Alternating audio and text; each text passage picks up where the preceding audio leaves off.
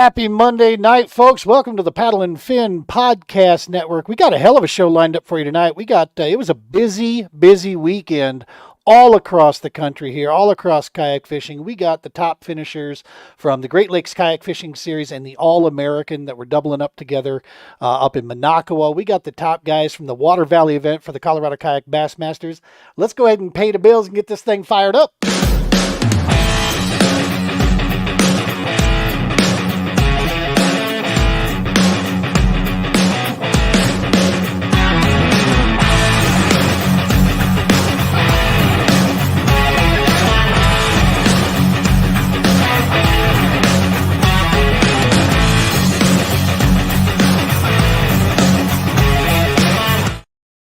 Happy Monday night, folks. Welcome to the TPO Doc Talk podcast. It's me, Gene, and co-hosting with me again tonight, Mr. Jimmy Straws. Let's go ahead and bring him in. What's up, Captain Jim? How you doing, buddy? Hey. Pretty good yourself. Thanks again for having me and letting a degenerate on the show. See, you bring the brains to the group, man. You know, I'm a talking head, right? That's all I do. Wow, if I bring the brains, I don't know what to say about that. I keep the bar low, brother. I keep the bar low. You're not striving for the stars, my man. You gotta shoot higher than that. You know what? That's that whole construction thing. You could appreciate that. Under promise, over deliver, baby. That's how we do it. Yeah, well, that's my motto in construction. That's right. Man, it has been a busy weekend out there across. We'll talk first. We get the Bassmaster thing. That was a hell of an event that Steve-O and the boys put on over there. I can never pronounce that. I'll do its nickname, Susky. I can't pronounce the whole word and still sound moderately intelligent. So the Susky, man, that 240, 230 anglers or whatever. Dude, it feels good. Yeah, it feels good seeing the kayak game, at the high level there, thriving like that. We need one of them to do so, and we predicted it 2-3 years ago. It's not a surprise that Bassmaster rises. They're the name, right, in what we do, so they're there. But having said that, though, there was also a hell of a burner that actually put up even bigger numbers up in Minocqua. And that was the All American Kayak Series and the Great Lakes Kayak Fishing Series. They doubled up together and put on a hell of a show up there. I'd be lying if I said it was a surprise who got that thing, just because it's smallmouth. And if you're going to talk smallmouth bass fishing, I don't care if you're in a boat with, floaties or a kayak, it doesn't matter. This dude's name is going to be in there. And he better be if you've got any type of educated response to this. And that's Jordan Westerman, man. He put on a show up there with him. Yeah, for sure. Yeah, he put the smack down for sure. Yeah. But let him stay out there. He don't need to come to Colorado where we're loaded with smallmouth. But here he'd be kind of disappointed. So I was gonna say we're Dinkfest for him. He would not have time for this. No, don't waste your time, bro. But he had pressure, man. He had a lot of pressure coming up from the guys coming up behind him. So without further ado, let's go ahead and bring these guys in here. We're going to, in the Great Lakes Kayak Fishing Series, the top 3 anglers from that. And we do want to send out a special shout out to the 3rd place angler. For whatever reason, it doesn't look like schedule worked out that we couldn't get Mr. Chong Vang in here. He came in 3rd place with 89 3/4 inch on that day. Congratulations, Chong, on a 3rd place finish there. Hell of a job here. But let's bring in the 2nd place guy, Mr. Tyler Cole, working hard in the cab of his big rig there. What do you drive, man? Do you drive like is it just a standard 18-wheeler or what do you haul? I haul storage containers. Nice. And it's full size semi, 53-foot long trailer. Good stuff. Well, let's bring in the guy that won the day here on day 1 with, he was 3/4 of an inch away from hitting that 100 shot for the day, Mr. Jordan Westerman. No stranger to the show. What's up, Jordan? How's it going, Gene? How's it going, James? Dude, you guys put on a show there on day 1. That was impressive to see. You were the only 2 guys that cracked the 90 mark. It wasn't that tight. Tyler, you did some culling at the end of the day, didn't you, that started closing ground? Yeah, I was sitting on while we were fishing. I had a small limit going in, and then I was still 3 fish short for my All American limit.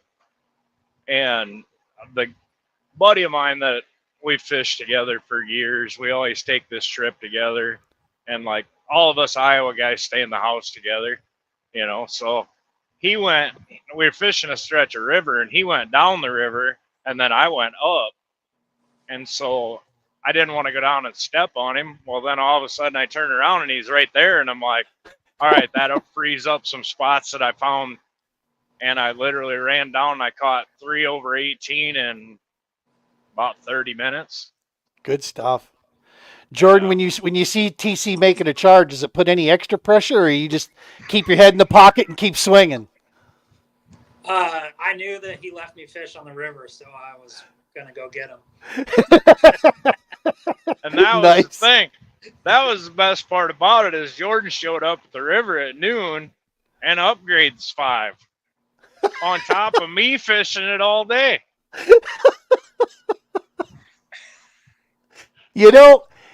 Westerman is like king and he does it in the nicest way. For those of you who don't know Jordan, he is a very, very friendly and open dude to chat at anywhere. He's willing to chat with just about anybody.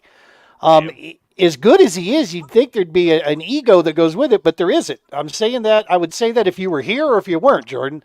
But what's so cool is that with a smile, you can rub so much salt in a wound. It's unbelievable. I got to run my mouth a little bit to my friends. Right. They heard, they heard it a little bit, but at the same time, like I told them all on Saturday, I'm like, I don't like this 10 fish format deal. It's cool, but it makes me feel terrible. Like I feel so bad on day one if I wreck them like that, because it's like, I feel like I'm like hurting people's trips or like hurting their feelings. It's like this is kind of what was going to happen. Like I caught them. Like sometimes when you're on 5, you catch 10 or 15 really good ones, and the other ones don't make your limit. It's like, that kind of. Well, I like the 10 fish, but I don't like how it makes me feel. Right. Well, that's like a Jordan Westerman problem, I think. Right there. Not many other people are going to feel that way. No, man, it's, and shout out to the Great Lakes Kayak Fishing Series, man. What a great event they put on. 22 anglers in the field, and check this stat. Out of 22 guys, 50-mile radius, all but 2 bagged their 5-fish limit. The smallest 5-fish limit was like 73 inches. Man, Minocqua and that chain of lakes up there, all around there, it's just such a strong fishery. And this was, these are some fun limits guys are putting up. This isn't a complete dink fest. You got 80 inches goes all the way back to 12th place. That's 15 and above, man. Those are some solid numbers. And those fish are built different. Like we have smallmouth around here that are of the same size, but those fish are they're different. You'll hook one of these fish in 22 feet of water, and next thing you know, you watch it on live scope, it's coming straight out of the water and going 6 foot in the air. Good Lord. And and big fish, the 19, 20-inch fish, so it's enough to make your heart stop, because exactly smallies are heartbreakers anyway. And then just to have them jump and do the acrobatics they do is it's incredible up there. This is the thing. So I love catching smallies because they are so mean and they're smart. They're smart fish and they're mean fish. Jordan, what in the hell have you figured out about this beast? Because, dude, your spirit animal is hands down a smallmouth bass. You are in these little bastards' brain. You've got their you got them figured out. What is it about the smallmouth bass? Not to say you can't catch monster greens as well, but smallmouth are nomadic, and like TC said, they're heartbreakers, man. They're there one day, they're not. What is it about? Do you have an idea of what you've locked in with them? So one big thing that people always say, oh, they'll break your heart, they'll leave you, they'll do all this stuff, and it's like they you can get right on smallmouth so fast, and people don't look at that way. They're like, oh man, they're gone. What am I going to do? What am I going to do? I got to go find my largemouth. I know that for the most part, if I mentally stay in the game through the day, I have a very good chance at finding those fish. And when you find them, you get right real quick. Like on day one, I caught my first limit of like 92 inches in less than a half an hour. It was like, Wow. it was bang, bang, bang. Like I went 45 minutes to an hour throwing at probably 30 to 50 fish, and I didn't catch one. And then like made a little adjustment, and I caught 5 in a row, and it was like, okay, this is the deal. It's all about very, very minute minute adjustments, whether it's a color, a weight, biting a little bit off your bait to make it a little smaller, going to a quarter ounce drop shot from a 3/8 to like having 10 different drop shot baits in different colors that you can cycle through. It's not just like throwing one thing out, oh, they're not eating, what am I going to do? The largemouth are over there, they're biting. You got to really. I think a lot of guys do that though, right? And we create a self-fulfilling prophecy for ourselves then by saying, "Yep, they're not there. See ya," and we truck on away. And I guess I look at it like, I don't come to tournaments. I heard it on I think it was Polinick said on a podcast a while back. When you go to a tournament hoping to get a check, you miss the check line. If you go to the tournament looking to win, you make a decent check. So I look at it like, what is going to be my best way to win?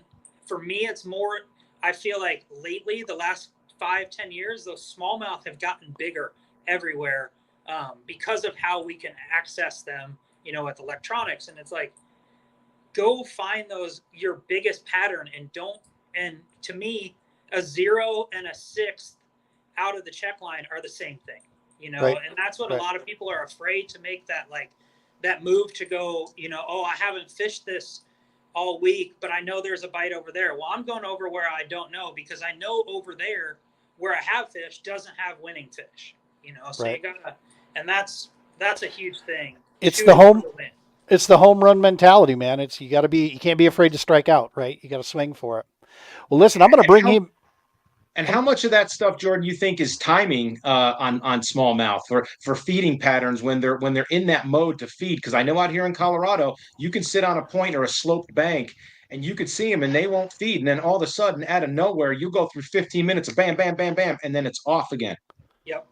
And that's where, back to that, you can get right so quick that you have to believe in them and not believe that they're leaving you, because it's like, yeah, there are some bodies of water where those fish will leave you and they won't come back. The Mississippi, those fish, especially when they're bait oriented, they eat, I've watched them schooling on fish in the channel, and it's like, by the time that one hits and you catch that one, you can watch the school disappearing from you, so Yep. that's a place where, yeah, they do move a lot. And I think that also the Mississippi especially is a timing deal, 1000%, because they pull up and they leave. They pull up, they leave. If you're not there, you're not going to catch them.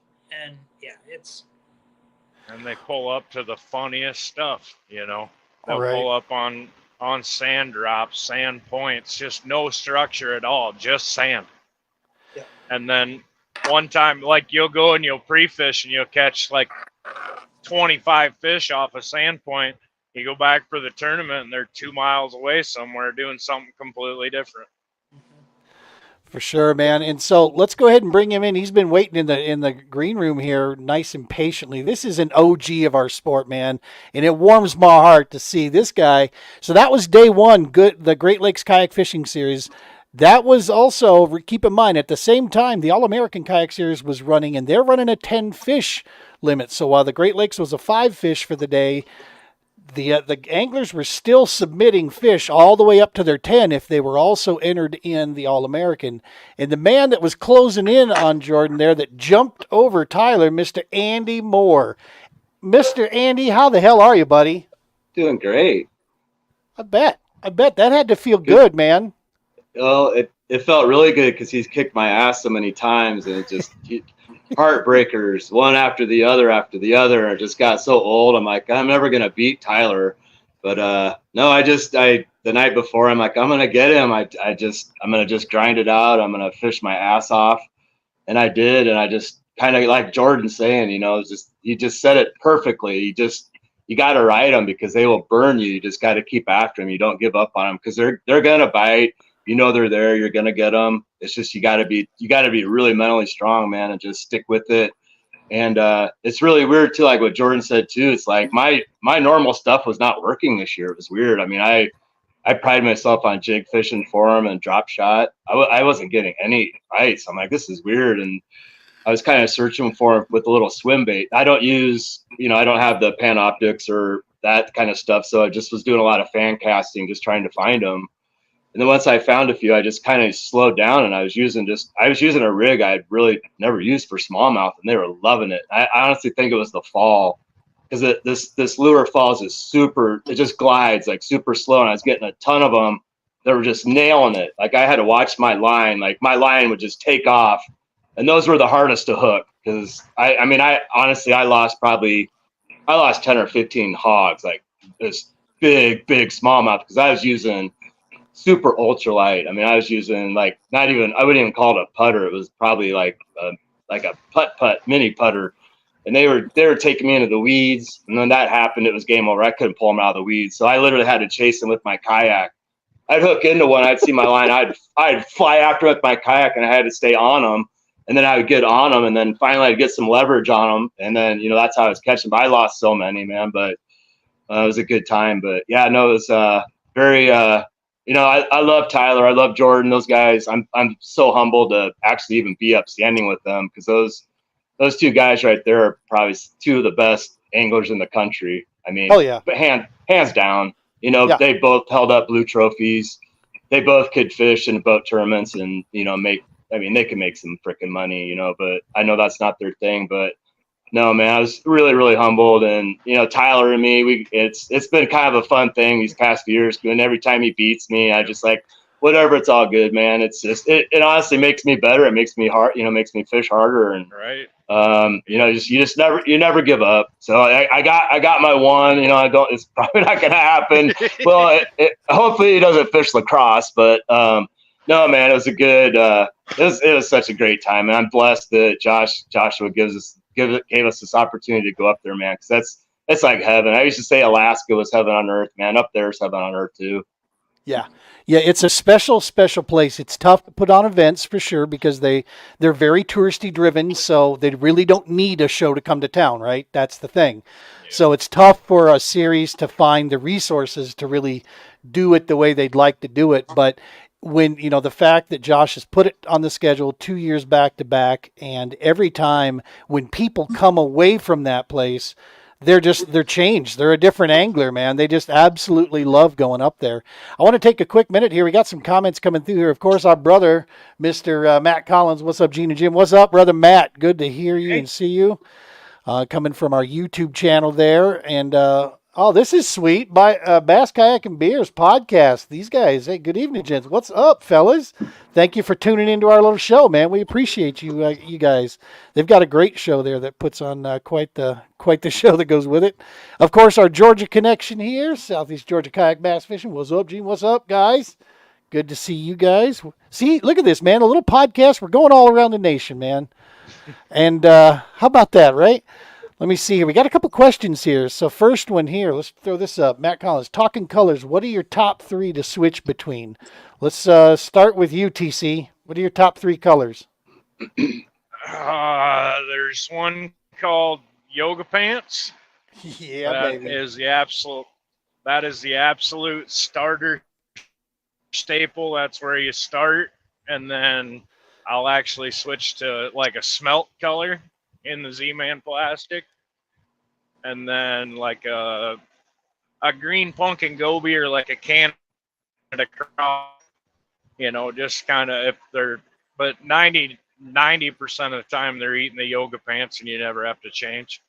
Isn't that the truth, man? I discovered that stuff at Wilson Lake, Kansas, and I have not looked back since. Yep. I literally have a Black. box. I finally found them online on Amazon, and bro, I bought that store out.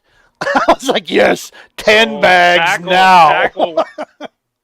Tackle Warehouse sells them in a 30 pack, just to let you know. Nice.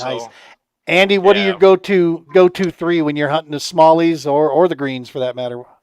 The green pumpkin blue flick, little bit of blue, little color. I use a lot of just like my swim baits are like very natural looking, like a like kind of a little shad green. They look like an actual minnow. They're pretty freaking cool. They're very natural. I like to use very, very natural looking baits. I like a little bit of, sometimes I use like the Bama craw. It's a little purple, little green pumpkin. But this is really weird. When I fished butternut pre-fish, and I saw a crawdad, and it was the most colorful thing I've ever seen in my life. It was like bright blue claws, orange body. I mean, I was just like, what the? So like, why am I trying to be so natural? So it kind of got me thinking like, well, I could throw a shot color. A lot of people do. They throw shot colors, that catch them too. But yep. I always just throw very natural things in the super clear waters, try to make things look, because I do a lot of finesse fishing. So you got to make it look like real, make it look very natural. So I use, stuff that they're looking at and eating. So most like this tournament, I use mostly just green pumpkin blue. Jordan, what's your spill the juice, man? What's your go-to if you had three colors that you had to take with you? What's it going to be? I always run black. I don't necessarily do the Z-Man stuff anymore, but I always do that black. For smallmouth, it's usually a green pumpkin, and then depending on if I'm like, minnow baiting or like pinging a minnow or doing a drop shot, it's usually like something more minnow style color, whether it's a smelt or a just kind of an iridescent clearish color. And then the other one that if I'm fishing around craws, then I'm fishing more of that like darker colored, whether it's like a plum purple or or not a plum purple, but a dark purple or a more of a craw color, right? Like the Canada craw or stuff like that. Straws, we're in gin clear water. Everything we fish up here is like, damn near 20-foot visibility. These boys out in the Midwest don't have to suffer from that near as much. They have some of theirs, but they get a chance to play in weeds and such where we don't. What are your three colors, man, that not to steal your juice from you or anything out here, but what's the three that you rely on? It's all good. A lot of chrome out here because the water's so clear. Like if you're throwing hard plastics or like jerk baits and stuff like that. But as far as plastics go, green pumpkin with any combination of a blue, a purple flake, or a gold with purple fleck is really, really good out here. So, and I think it was Andy that was saying about the craws being a weird color. I noticed that at Horsetooth too. They had like a brown orange body and they had like super light blue turquoise claws on them, and I'm like, man, that is the weirdest combination. That's that Denver Bronco craw. That's that Denver Bronco craw, baby. So yeah, it's just match the hatch pretty much of where you go, and that's what I've learned. I don't do a lot of traveling around the country, but I've learned enough from doing some stuff that each area of the country and each lake and each section you go to, those fish, they have a personality and they have something that they like in a certain area. You go to Texas, you fish a certain color. You go to Florida, you go to another one. You get up mid Kentucky, you do one thing. You get up to Champlain, you're doing something different. You get up, it varies from region to region, it seems like to me. I don't know. These guys fish more national stuff, but that's what I seem to take in. So if I did more national stuff, I would practice a little more on changing colors more frequently to find out what areas like fish like the most for color and stuff. When I started fishing the Ozark areas, that's when my first real introduction to June bug came in, man, Yeah. and it was like, here, put this in your damn hand and go have some fun with it. And yeah, Yeah. I had a tremendous amount of success through, regardless of the season with that color down in the Ozark areas there. Justin Brickland tuning in on the way to Shields now, Strauss. Thanks for the hints. So he's Great. we've got and speaking of the hints coming up here, Andy, you're gonna pull this, aren't you? You're gonna make it to Elwood, aren't you, brother? Oh yeah. Hell yeah. I'm ex- Can't wait I'm to ex- can't wait to see you there. Yeah, it's gonna be. I've tried. That's probably my last goal I want to achieve is to qualify for that. And I've tried. I've come so close. Last year I was one place out. 2 years ago I was like 2 places out. 3 years ago with our first qualifying event I was like one. It's been a heartbreaker for me. But I'm just gonna keep plugging away and try. I've never fished Elwood before. I'm Same. gonna roll up Friday, probably lunch. I'm gonna leave at like 4 a.m, and I think it's like a 5-hour drive for me. And I'm just gonna scope it and see what's up and see what happens. I'm just gonna fish and just that's all I can do. Just fish my strength and see what happens. Dude, it's for those of you who are wondering, this is the Nebraska Bass Kayak Series. This is their qualifying event. Their championship goes on Elwood Reservoir this Saturday. It's coming up here. There's like 10 Colorado anglers that are coming over because a chance That's to fish awesome. Nebraska water, dude. We are all in, and That's it's awesome, though. it's cool seeing the clubs working together like this because now Nebraska Definitely. will have 2 spots. They'll have That's 2 awesome. anglers they can send to the national championship because of our numbers. So Yeah, good thank stuff you there. guys. Thank you so much for doing that. That really helps us, and I mean that's great because that's make- I mean that's a heartbreaker. There's like 19, only one guy can go. That was our thank first you. year.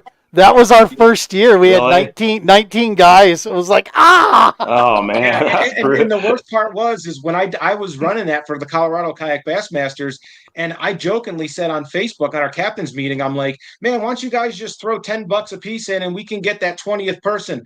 And I thought, as a tournament director, I'm like, that's probably not the most ethical thing to do. So I'm joking, don't do that. So guess what? I wound up coming in second. So I killed my own chance to go to the Bassmaster Classic, Kayak Classic or National Championship, and by 1 spot. So I feel you, Andy, but I'm looking forward to Elwood, man. The list of anglers that are on that roster, man, that's national names right there. There's some.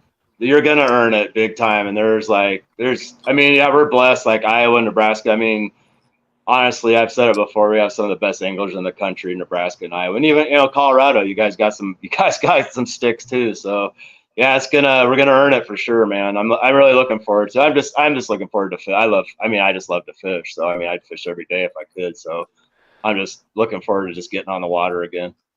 So let's put him on the spot. TC, it was damn good to see you in the kayak again, brother, and see you out there fishing. You're looking good. You're looking healthy. So obviously this year, kind of refocusing a little bit, doing a little more of the family game there. That's treating you well. Yeah. Are we going to see you at lacrosse, homie?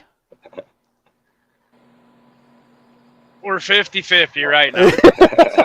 That means yes. Yeah, right. You're going. I'll tell you this.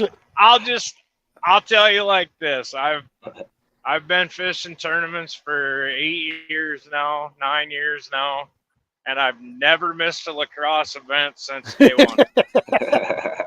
Well, I mean, fact of the matter is, if he shows up, he's the dude you got to beat. If you're not pushing 90 plus, just you haven't hit the Jordan Westerman mentality yet.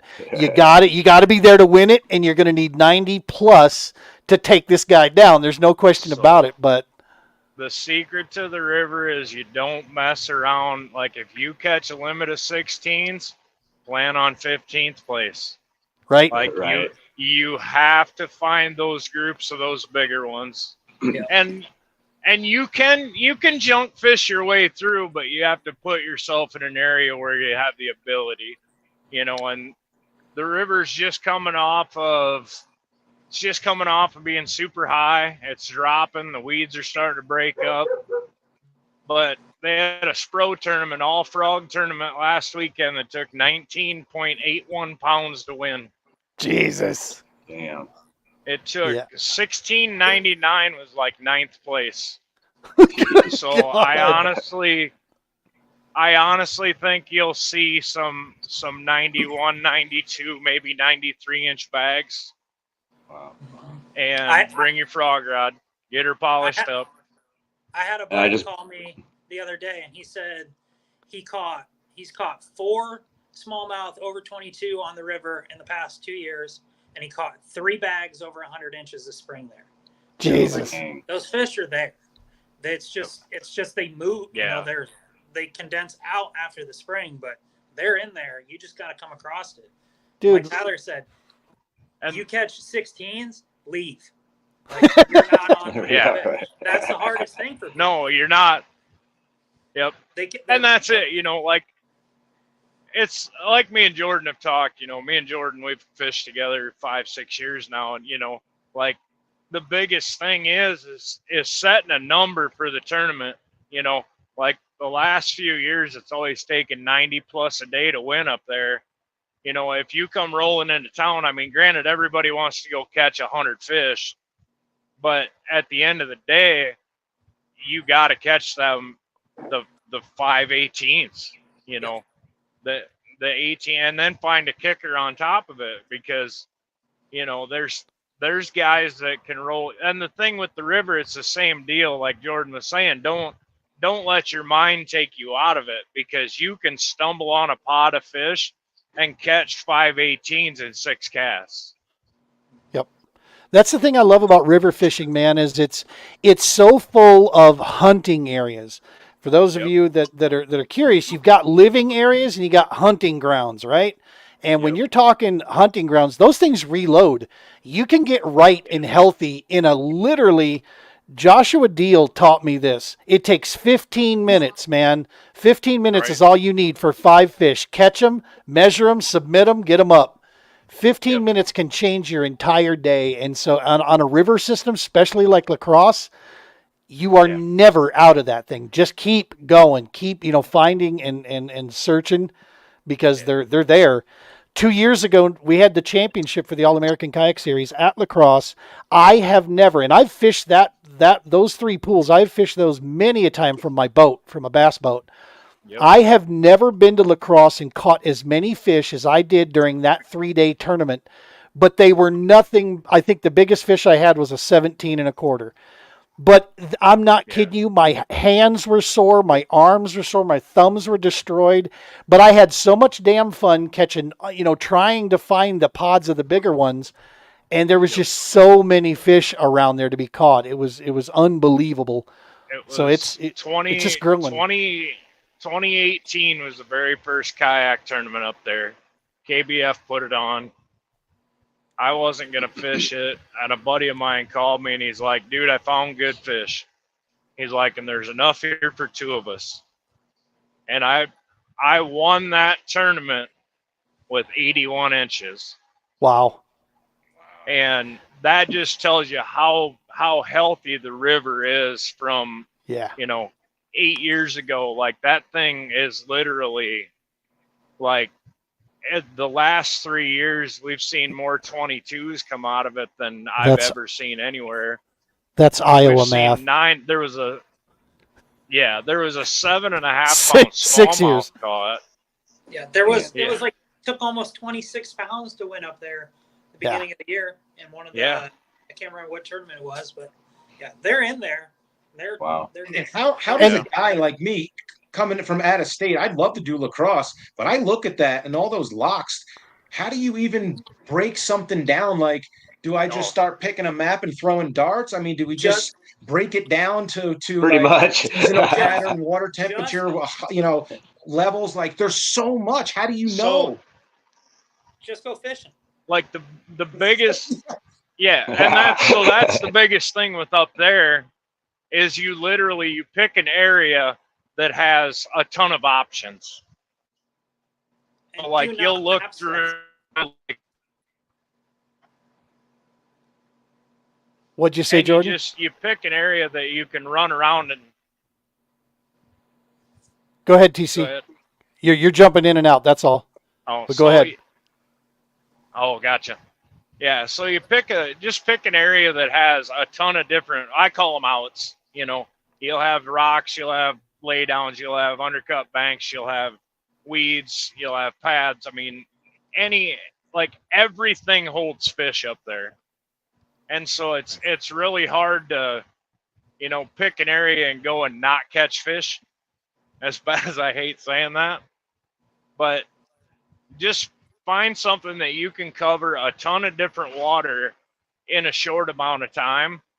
And then once you catch that first 17, 18-inch fish, stick to that and ask yourself, why is that fish there? Why is this fish doing what it's doing? And how can I recreate this? And you can literally, there's areas of this thing, like you find them on a sand point. There's areas that you could run sand points for 2 months and never cover them all. Right. And pools 7, 8, and 9 are all in play. So there's a ton of history too that you can look on and find, from the amount of tournaments from bass boats to kayaks that have been done on the river. You can find a ton of info for each one of those pools, and I'll give you the hottest tip there is. The absolute, I shouldn't do it, but I'm gonna. So the current flows north to south. Okay, when you're looking for water, you're not looking for dirty water. You're looking for stained to clear. And I'm telling you right now, there is water on that lake that is crystal clear like a trout stream. Yep. Wow. So current flows from north to south, you're looking for any north face pocket that doesn't have a direct flow into it. Like when you scour a map, you find as many north facing pockets so the water doesn't run into it, and every one of them will be crystal clear. Wow. And don't forget this year that when you're looking at a map, that area might be gone. It might be that. Yeah, bro. That record high flows for months. That completely changes the river. That's why I said don't even map study. Like you can map study on Google Earth, but don't map study channels and like this and that. It's like until you get there and you mark it, you don't know what it is. Dude. The river fluctuates so much. It's like sounds like watching weather. Watching the weather seems to be key then. Yeah, well, to a point, it's more watching the flow, like how high that river goes. Because once it gets to a certain point, it's, I don't want to say unfishable, but you have so much that you're never going to see on a map. There was spots this year where you literally could be fishing over the road, or on I know the past, like you're fishing deer trails, you're fishing benches, so it's like unless fire you know pits. the level, you're I don't want to say wasting your time, but I think that like my favorite thing to do there is show up, go fishing, and then look at the map and the areas from there. Because it's like Tyler said, you got to find your pattern that you're looking for, and just looking on a map and hoping and dreaming is one thing, but it's like you got to find where those fish are actively at that time of the year because they move so much. Yeah, that's what happened to me last year. I was in an area and like literally I was there a half hour catching, and all of a sudden the water changed color and all this shit, excuse my language, all this stuff just rolled in. I couldn't even fish it. I'm like, that's weird. And I went to a different area. It was clearer. And then like 10 yards down, it was like muddy. I'm just like, I was so confused, but I had never fished it. Last year was the first time I ever fished it. So, and I didn't catch any big ones, but, like Jordan said, you just got to fish it. It'll happen. You just got to stick. You just got to fish it. Jim, you'll appreciate this. One of the biggest dangers we had when fishing it with a boat is, like Jordan said, it reminded me when he said this, is you can't trust those channels up there on a map just because of water level. No one's map setup, whether it was Lowrance, Humminbird, Garmin, didn't matter. No one's had those back channels properly. You had to get up there and literally just, idle your way through to make sure you're not going to rip a low unit off, and find where these things are. Where's the deep pockets? Where can you get up into? With a kayak, it's even more fun. I will tell you this, one last piece to capitalize on what TC and Andy just said. Remember, weeds and vegetation will filter that water out. Right. So you can be in a channel that is dark and muddy and nasty, and you see a big old pad bed of weeds up in there. Don't skip that. Snoop up in there, and you will probably find pockets of gin clear water sitting up in there, and that's what you're looking for that topwater game. You certainly want that for sure. Yeah, I mean, and it's it's everywhere. Like you can find clear water. Like I said, there's muddy water, there's stained water, and then there's crystal clear water. And they just, the muddy water, I just throw that out. I don't ever fish it. But like if you get a nice stain to it, that makes you complete stealth mode while you're there, and they'll be there.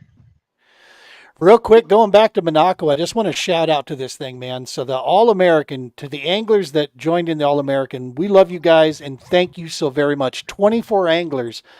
This was twice what we had last season, I believe, as far as participation up there in there. So big shout out to the. We had 22 last year. Did we have 22? Oh, it was St. Clair that we had the 12, right? Yeah. Okay, got it. My bad. 24 anglers. Big shout out to Great Lakes Kayak Fishing Series for jumping in. A lot of their guys jumped in with us. And check this out. 24 anglers, 10 fish limit. All but 3 put 10 fish up on the board. If that tells you the health of that, and one of those put 9 up, and another one put 8 up, for the deal. So, I mean, this place was fishing strong. 363 fish were submitted across the board on 24 anglers. The winning bag, Jordan Westerman put this up, and I know we talk about other places around the country being these smallmouth fisheries, but folks, 197.5 inches just got put up out of Monaco for first place. Andy Moore, 183.25. Tyler Cole, 181. I mean, those were, and Dustin Cooksley, big shout out to him for 181. Tyler got him on the big fish. That was the tiebreaker there. That was great for him. I never caught an upgrade on Sunday. I literally caught all those fish on Saturday, and I was just, and me and Dustin actually fished. We rode together, so we fished the same places both days. And he went out and he fished super deep in the morning and caught 5 upgrades in the first, hour and a half. And wow. It was the same deal. Like all we could get on all day was 16-inch fish. And that's not going to help you up there. No. Thankfully I upgraded 8 on Sunday. What was that? I think I was down like 8. I was down 8 inches from Tyler, and I was like, there's no way he's going to upgrade. I did it at the awards. He's like, I didn't upgrade. I'm like, you got to be kidding me. I might even have. I think I might have a chance here because I caught 219s. I just slayed them. I'm sore. I am still sore. Like my arm, right arm, it's sore from fishing. It's just like, and that doesn't happen. My finger from my spinning reel, it's like swollen and it's like I have a contusion from that reel seat grinding into my finger. I mean, but I'll do that any day of the week. I do not care. And my hands, I don't wear gloves. I got poked by a 19, so she stabbed me so hard. Like, well, I almost need my first aid kit. I wouldn't stop bleeding. I had my hand in the water, and I make fun of people that wear gloves, because I'm old school. But I was like, man, I might need some gloves. But no, I'm not getting gloves. But no, that was. But back to. Oh, you wear gloves, Jordan? Oh, I'm sorry. Anyway, that's what my wife said. She goes, I bet Jordan wears gloves because he's so good, and he probably's gotten poked really hard like you, and he's smart and wears gloves now. And I'm like, I think you're right. Yeah. It hurts so bad because they like largemouth. You lip them, they're good. No big deal. They'll shake out of your lip, and then like they're bouncing brutal. Your boat, and you can't. Brutal. All they're gonna do, they got knives everywhere. Their gill are sharp. Their spine. Got sliced there by it too, like a huge 1/4-inch gash from his gill plate, and then it stabbed me like there. And I didn't care though. Whatever it was. But back to Dustin, he last year he only caught 1 fish in 2 days, and this year he got tied for third. But I think Tyler must have big batch something, so he got 4th. But hats off to him, man. That says a lot about him. Hell yeah, man. Yeah. And you gotta say a lot about the 3. Andy, you don't use a motor or electronics. Right. Tyler's limit came with no electronics. My limit came, half of my limit or 4 of my 6 fish were without even my graph in my boat, and a flipping stick. So it's like, that's awesome. You don't have to come up there and be You know, like No, you don't have to be an electronics guru. You don't have to be not a at live all. scope guru. You just got to Nope. kind of have some fishy knowledge and Yeah. put yourself in the right places. Exactly. Agreed. That's how I look. That's how I fished growing up my whole life. You know, it's I'd rather fish instinctually and just like, oh my God, there's a fish sitting over there, and then I cast and all of a sudden, boom. You know, it's just that instinctual fishing. But like, shout out, you know, to the people out there, the young kids that think they have to have it. You don't. You know, you can do good No. without it. You know. Yep. That's Gotta I've won more major tournaments with a frog and a jig in my hand than I ever have live scoping. Yep. And I've won more with my eyes, visually Yep. watching. Yep. fish than I have. Exactly. No, I So upgraded on a bass in a rock pile because I'm watching. All of a sudden, I see this big explosion, and it was like 8-foot rock pile. I threw my bait over there, and boom, nailed it. You're not gonna see that if you're staring at your live scope, you know. Nope.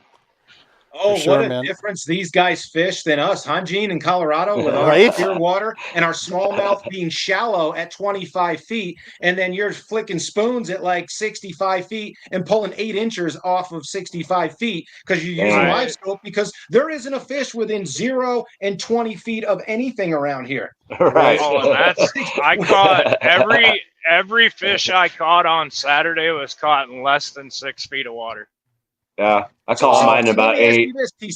Let me ask you this, TC. Yeah. How you said you caught all your fish on Saturday. How nerve-wracking was that sitting there Sunday going that these hammers are just you're giving Right. them the opportunity to roll up on you? Like, that's a mental game. That's a different level to stay in the game when you know that's happening. You're right. And that's so the 10, like, I'm not a fan of the 10 fish limit, but it saved me a check. Yeah. You know, because if it had been a 2-day tournament, I'm not even in the top 15. You know, put up 90 day one and then catch, you know, a limit of 16s on day 2. I'm not. And just watch you know, them. Watch them up the leaderboard. You're sweating. Right. You're fishing faster than what you need to now, and you're like, oh my God. And I did. Right. I went out I pre-fished this lake on Friday, and I put up 93.5 inches in my best 5 out there. So I'm like, I know they're here, but I literally, I had some fish shallow, and so I started with those in the morning. They didn't pan out, which it's smallmouth. Like, it doesn't surprise me. They move on me all the time. So I started to work around to the cribs, and I was scoping the cribs, and that's how I won the trash pot. Was I caught a pike in 22 and a half feet of water on a Ned rig. and literally I ran cribs. I ran any chunk of wood that I could find on live scope. I would run and I'd cast to it. And it'd be a 16-inch fish, 14 to 16-inch fish. And I bet I caught 40 fish, but they're nothing of size. So Trey Dawson watching TC wants to know if you threw that corn-colored Senko. Is that what you got him on, or Is that monkey puke? Oh no, it's what's the name? Sweet Monkey potato pie. Oh, sweet potato pie. Oh, that's that multicolored with the red, the yellow, and the green Yep. and black. Yeah. Yep. Yeah. You don't give that color out. That works here in Colorado too. Right? that guy We're better giving come away back all from the juice Shields. tonight. yeah, Right? that guy? Yeah. Hopefully he's That got the guy from podcast Shields. on. We're Right. giving away all the juice tonight. No, one quick thing too, back to what you said if Tyler was nervous. So I upgraded like 6 fish and by like 9 o'clock, and I'm like, I'm gonna run. I only had service, and it was about probably a 20-minute paddle. I had one little area of service. It was like 10 feet by 10 feet. So I'm like, I'm not gonna sandbag. I'm gonna just take time out of my day. I'm gonna go upload all these fish. So whatever. So I drive all the way, paddle all the way. I leave my spot. I go all the way back to download my fish, and Joshua turned the leaderboard off at like 10:30. So I was like, why the hell did I just do that? Because I didn't want to.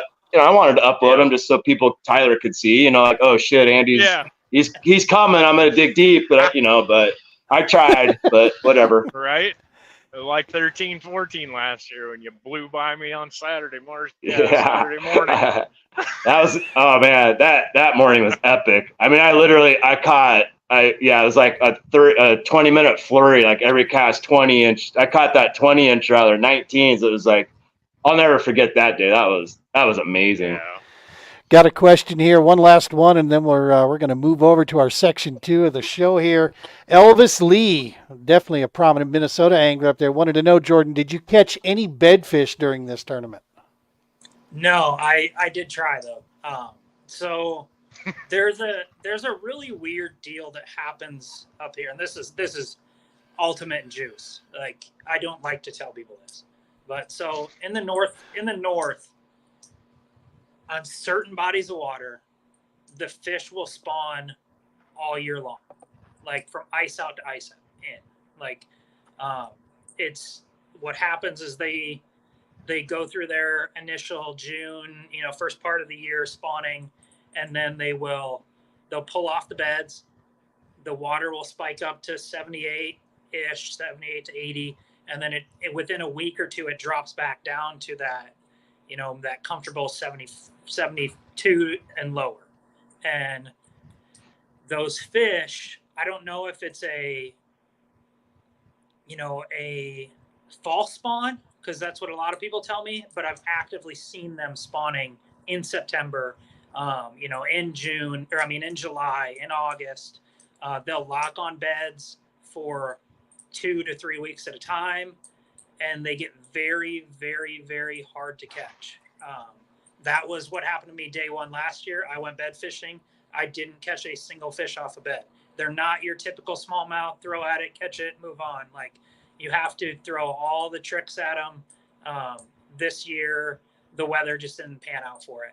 They were on beds. I caught a 20-incher on a bed on Tuesday or on Monday or Tuesday of practice. I think I had 30 marked. And I would say well over half of them were over 20 inches. Wow. But I went and checked them. I spent an hour on that. I gave myself an hour on that lake on day one, and I saw one fish. It pulled off the bed right away and never came back. I checked every other one. They didn't have any on them, and I just left the lake. So I did try. I told Elvis I caught that 20 on a bed, and that's probably why I asked that. But yeah. Nice. It's a very cool thing up there. Like I said, I don't know if they're actively spawning at the time or if they're just sitting in those big, because some of these beds are big, like massive. Some of them you can park a freaking Yeah. Volkswagen in. I caught one. They're like 2 feet deep. I caught one in a bed. It looked like a crater. It was I was just like, that's weird. I'll just cast there, and it just got slammed. I'm like, they're not spawning, because I had no idea. That's interesting to know. That's pretty crazy, but I don't know if it's just structure too. They're just sitting in it. Yeah, but they will sit up there for weeks at a time. Wow. And a typical smallmouth will sit on a bed for 2 weeks ish, depending on the lake. But up here, they'll just camp out, and they do not. They're not. I don't think they're guarding fry because they're not super aggressive. But I've been trying to figure that deal out on why and what they're doing for the last 4 years up there. And it's a every year thing. Good stuff. Well, listen, guys, I can't thank you guys enough for coming by here and chatting with us and talking about this. The All American Kayak Series presented by Z Pro Lithium is trudges on, man, and it's support like this that's gonna, that it keeps that series flowing, man. And that's Josh Booth has built. He and Tyler and Troy Anke, they built a series that so many people. We go to these cool places like this that. No, you're not going to see a bunch of fanfare with some of this, but you're going to come away with memories for a lifetime, man. And that's the point. You got to trust the powers that be over there. They're not motivated by what is the, what's the big dance, what's the big show. What they're motivated by is having high competition in great fisheries and some of the best friends that you'll ever meet. I still look at my trip to Lewis and Clark, being able to stay in the house with Tyler and Jordan and Jeremy Brandis and Mike and Tim Gurley. That was one of the coolest adventures I had ever had, because I was a new guy to the whole thing. Spending, sitting in an Airbnb with those hooks, good night. Talk about a humbling experience. It motivated me to one of the best finishes I had in the All Americans, because I knew dude, I'm rubbing elbows with some of the best guys that are sitting here, in this whole series. I need to bring up my game a little bit. That's what you get a chance to do with the All American. So, folks, check it out. We're coming to La Crosse. This is the place. If you want put one, I can't wait. I'm fishing this one. I may be a talking head at the award ceremony, but I'm fishing this one for sure. Josh will be taking care of the judging and everything back in Missouri for that. So I'll be on hand. I got the trophies and the plaque. Got that in the big Happy Gilmore checks. Real quick, is my name on that already? Yeah, I was gonna say the same thing. Take a Sharpie and scratch it out. What's on your name is a bullseye, brother. That's what's on your name. He's gonna wake up with 4 flat tires the morning of the event. Right? We'll pull right down over the railroad tracks. He's just going to sleep at the ramp now. You watch. Yep. Sun's blazing. Yep. Come on. Yeah. For sure. So check it out, folks. It's about, we're almost exactly 3 weeks out, La Crosse. We're coming there, and be waiting for this because we're working on something that's going to possibly turn this not only into an awesome event for tournament, but there might be a little something extra going on. I'm working with Jeremiah in that local area there right now, where there might be some cool extra stuff that's going to be available to the anglers that show up to that. So be watching for us. We'll have all that good info out there. Andy, brother, it's an honor to have you here anytime you can, man. You're one of the pioneers of our sport, brother, and you're still out there ripping lips and, booking trips. I love it, man. That's good to see you out there. Thanks for having me. TC, Jordan, you guys set the bar, man, and you're some of the best humans I know, man. It's a pleasure to have you guys on the show. Can't wait to see you guys in La Crosse. Tyler, I know you're fishing it, so you can't even hide that shit no more. He's full of crap. We'll see. I'm semi-retired this year. There's no way you're missing it. Give me a break. Semi full of shit is what you are. 2 days beat the crap out of me at Minocqua. You're in shape now. Come on, you're in shape. That's no excuse. All you gotta do is catch 10 in one day. It's not even hard. Yeah, right. Exactly. Right. Yeah, a morning. You'll be done by 10. Yeah. You'll be back home by lunch. Hey, you guys meet me in Lynxville at the Wiener Dog place. When you guys are going north, there's a Wiener Dog place in Lynxville on the left-hand side of the road. Some of the best hot dogs around. I'm Don't there. tell them I sent you, but that place is delicious. Now I got to go to Lansing. Jesus. No, Lynxville. Lynxville. All right, now I got to go to Lynxville. Gentlemen, thank you so much. Ice cream shop. Got it. So we're going to have you back on the show, and we're going to go over the good food spots here, because now we're talking. All right, gentlemen. TC, you drive safe. Jordan, safe travels out there, brother. Andy, tight lines, man, and we'll be seeing you guys soon. Thank you. You guys. Later. Appreciate you guys. All right, folks. Now, if you've stuck with us here, that was supposed to be 30 minutes. Chen Char is sitting in the wings, and he deserves, now, I'm going to buy him a wiener dog at La Crosse.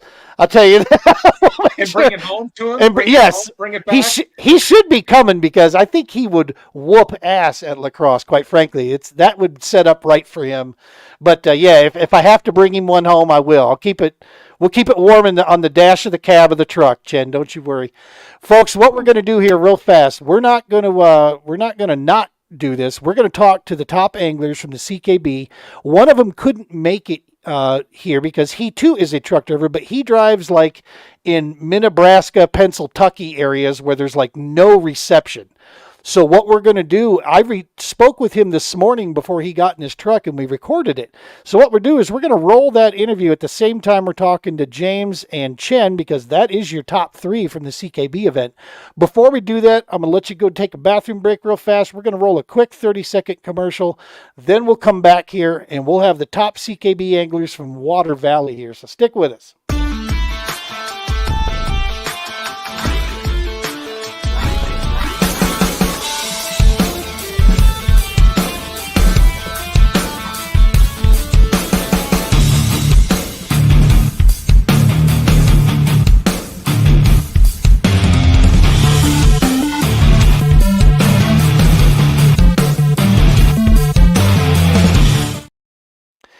And welcome back. All right. So, like I said, Colorado Kayak Bassmasters. We're on the second half of the show here. If you're still with us, we love you guys. Thank you so very much for sticking with us. If you're watching this recorded, we appreciate that. There was a question that was posed out. Where's the best state to catch big bass? The state where they're biting, my friend. That's the answer. There's bass all over this country, and you can. Each section of the country has different areas. I don't think you could pick one state. If you're looking where the biggest bass are located, that would be probably Florida, Texas, California. That's your big three.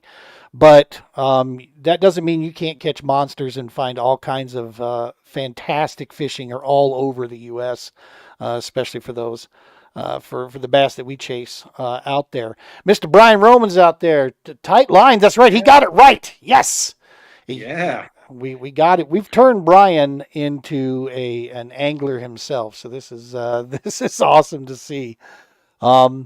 Chinshaw really coming to the cross. I don't know. I don't think so. We might be able to, guilt him into it, Elvis. We got a comment here. Wait, is Chinshaw really coming to lacrosse? Look at that. Chen, you have a fan base, and it's Elvis Lee. I mean, this is one of the top anglers out there. This dude is, he's watching you, man. Of course, and then our good brother from another mother, Mr. Trev Stuckey there tuning in.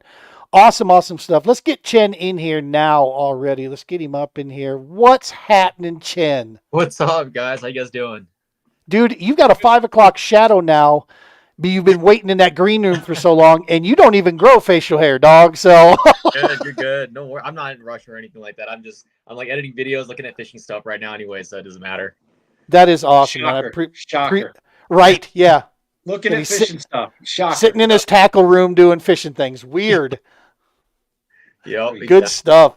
Well, listen, man, CKB, you guys had a cool event. But James, before we get to the interview portion of this thing, talk to me about, because there's a special format that you guys and talk about Water Valley a little bit and how they're partnering with the CKB to offer such a cool deal here. So I'll turn it over to you on that to kind of get people up to speed on that. Yeah, Water Valley is how do I say this? It's a big plot of residential and commercial area that they have exclusive water rights, I do believe. And there's Pelican Lake's private golf course. I want to say there's an 18 or a 27 hole. So it's a very big planned community. And within that community, there's a bunch of little lakes and ponds that make up that community. And those ponds and lakes are only open to the people of that community, sort of. But even the lake that we were on, the big lake, I want to say there's 6 houses or 7 houses on that lake, and those are the only people. And Jeff, who's the manager, who I knew through Centennial Bass Club, who invited us out there. There's literally 7 people that have access to that particular pond at Water Valley. Water Valley also does guiding trips. They do a thing that I just found out this weekend called Fish and Chips. So if you guys are fishermen and golfing, you can book yourself an event where you can go fishing in the morning for a couple hours. They give you a voucher. You go have lunch in their facility or on their grounds somewheres in one of their restaurants, and then you go play 9 holes afterwards. They also do that with hunting season as well. So you can go fishing and stuff like that. But there's a bunch of little lakes. There's one called Rain Dance it's not as private. It is open to the public, but it does cost a little bit. I think it's $40 for the day to go fish there. But once again, Water Valley's so private, you don't need a fishing license. You don't need to follow state regulations. They have their own biologist that they hire to do research and see the conditions of the fishery, how it's doing, what it needs. He has contact with biologists that have they've dumped F1 strain largemouth and the big Tennessee River strain smallmouth in some of those lakes or ponds.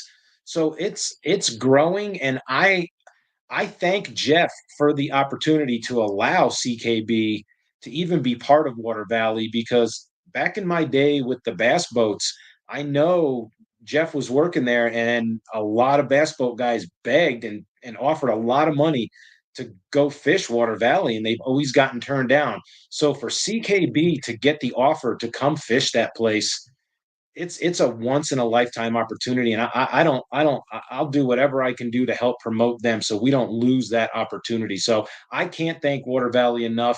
If you guys are in the Colorado area or you're not, come on out, check out, give Jeff a call. Look up Water Valley and check them out and go support them and check out their great fishery.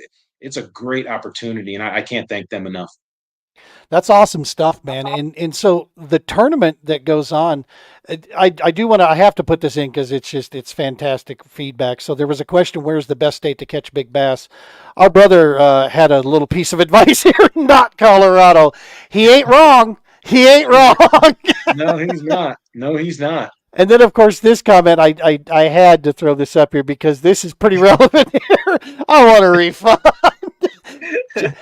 Chin has a following. We should have wore our shirts. Oh, I know. I have them right here. I should have wore it. Right. Yeah. See, dude, you are rapidly going up the list as one of the most prominent Colorado anglers out there. You got a fan base. You're catching fish, dude. Now, gentlemen, I have to apologize. I've been unsuccessful with finding the results on this thing here, and I think it's because I got fat fingers when I was typing.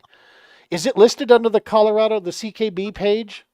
Under yes, but it might be X? under you might have to look under Tourney X under the archived file because it's a past tournament at that point. I wanted to pull this. While I'm pulling can go this, to Colorado Kayak Bassmasters on that tournament page, and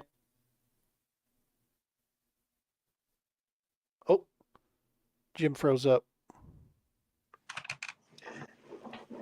Yeah, let me see if I can find it as well. Let's see. Colorado Kayak Series. Let's look under show archived. Oh, there it is. There it is. I don't know what the heck my fat fingers was doing beforehand. So while James looks like he might be having some technical difficulties here, so we'll go over some of the go over the results on this place. You heard what he said was stocked in that place here. First place, James Strawbridge coming in 97 inches. I mean, good Lord. I don't care if you're in Florida or Texas. That's a hell of a day, right? I mean, 97 inch. Second place, Jason Lovell put up 96 and a half. So he only dropped by a half an inch. He was closing in. And then you, my man, Mr. Chin Charlie, comes in at 92.75. These are numbers Colorado does not see, right? I mean, that's not a normal outing there whatsoever. That had to feel fun, dude. Oh, it was a blast for sure. It was cool just to be out there. You looked at that place, it didn't look like you're in Colorado. You've got like $1 million homes on one side and docks, and then you've got like crazy amount of bait, and just like it was insane. You got a golf course all around it too. So it was a lot of fun, and actually it was a beautiful place. That's crap. And looks like James just lost power to his house. Welcome to Colorado. Our grid is garbage out here, man. It really is. I'm just gonna say it. This is crazy. Let me see if I can. Let's see. You could join by phone if you want. You might be able to use his phone to come back to us, but nevertheless, yeah, man, that was just an amazing event you guys put up there. And I was looking across the board. Chen, you explained this while Jim's dealing with the power out there. What was the format here? Because it wasn't just bass. You also had to catch a couple other fish in there. So what was the format to this deal that you guys had to do? So correct. So it was included your typical 5 bass limit along with 1 crappie and 1 wiper as well. So everything in total. It definitely was hard to get those wipers. I believe Eric Ali and then Johnny Machango was the only people that caught wipers that day. And then I think a good amount of people caught crappies. They got some giant crappies in there. I caught my PV crappie there during the tournament. Good night. Yeah, we got Big E comes in at 26-inch striper that he nailed, and Johnny popped 25 and a quarter. Those things, dude, when they hit your line, they try to literally take the fishing pole with them. Yeah, oh yeah. Oh yeah, especially those wipers, man. Better have a good drag. Yeah, I had a chance to get into a pod of them down at Pueblo once, and it led to, just one of the most epic 30 minutes that I had ever had with, especially with a spin casting reel. Oh, I was throwing a little jerk bait out there looking for smallies, and it was Mhm. just a little one, and it was a trout color. And I hear, as I'm facing this point at Pueblo, I hear what sounds like someone threw a rock in the water behind me, just kasploosh. And I turn around and look. Well, it was a wiper boil starting. Oh And man. I'm like, oh, hell no, I can't just not do something with this. So I turned the kayak and I just let myself drift into this cove, and I'm throwing and just 1, 2 pops with that little jerkbait there. And literally, whack, these things must have like built up speed and they hit the thing on the way by. I went for, I think the smallest one I caught that morning was like 18, and then it just stepped up. I ended the day. Thankfully, a walleye boat close by had a scale on hand. I hit almost an 11-pounder. It was blowing out. I still got a picture of it. You can see the picture. You see my tether on my phone Yeah. going out as I'm holding the fish. It's because the walleye guys are holding my camera for me, Oh, so they could take a picture. Because I couldn't get this slob, and grip and grin. The thing was, I'm holding it with 2 hands across. It was amazing. oh yeah. Was- Pueblo's got some big ones in there, and Pueblo has a ton of them in there too. When Yeah. you get on them, man, you're getting on them for sure. So that's, if there's a striper population in those ponds at Water Valley, that means there's forage there, Yeah. and that they can hunt and go. And that's, those guys, hats off to them for creating a place where the predators can hunt and, eat. So yeah, I don't see a whole lot of, everybody else was not getting to them there, but it didn't matter. I mean, you guys cracking over 90. That's crazy stuff. What I'm going to do here is I'm going to go ahead and roll, and we'll ask you the same questions as we go through. I'm going to roll this film that I did here with Jason, because this is the only way we could finally get him on the show. And let's go ahead and see how the screen lays out when I put it on here. Welcome to the Paddle and Fin Podcast Network. It's me, G, with the TBO. We'll turn this down. We'll move forward into it. Here we are. So here drives around the whole entire countryside. You're one of 2 truck drivers that I know in the angling business. Tyler Cole's another one. And so getting you guys, when you have an opportunity to get on the show, it's a tough gig, man. So I appreciate you cutting out some time for us. Absolutely. Thanks for getting me on Lovell's the a show. hook, Jen. I mean, he is on a tear It's this hard to season, do it in the man. afternoons. Dude, he is. So He is. let's start with if it weren't for Gardner, I mean, he would be in the lead. Gardner's just having one of those seasons, though. No, he is definitely Kayak fishing. seasons. I mean, I know you've been bass fishing and fishing for a while, but when did you get in a kayak? I bought my first kayak last year. Yeah, but if I that doesn't started about sting. 2 years prior with my son every time I went to Oregon and absolutely fell in love with it. But here in Colorado, this is my second year with it. 2 years. Good night. Yeah. But I fell in love with it going to Oregon because my son always has 2 kayaks out there and takes me out every time I go visit. Now you're a fellow new canoe man, dude. You and I, that's how I met you. Is I saw you out on the water, and I'm like, "Yay, another unlimited, sweet!" So I came up and started chatting with you. What brought you to the unlimited? Just I wanted stability. I just want to let folks know this is the first time we've had a chance to have Jason on the show. So that's why I wanted to give people a chance to get to know this guy, because like Chen and I were just saying, he is having a season of seasons right now. He's second in Angler of the Year points for CKB, coming second at this one here. It's just if it weren't for lightning in a bottle, that's happening. Josh Gardner is having just one of those seasons of all seasons. And then, of course, Strawbridge goes out and puts up a 97 burger, at the deal. And Lovell was right behind him by a half an inch. I mean, it's a hell of a deal. So get a chance here as we watch here, waiting for James to come back. But you also get a chance to get to know this guy as well, because be paying attention to his name. I have a feeling you're going to be hearing quite a bit of it. And it was in my budget range at the time. Yep. And so far, I absolutely love it. And I like the open concept, more room, because I stand a lot and I move around a lot. Yep.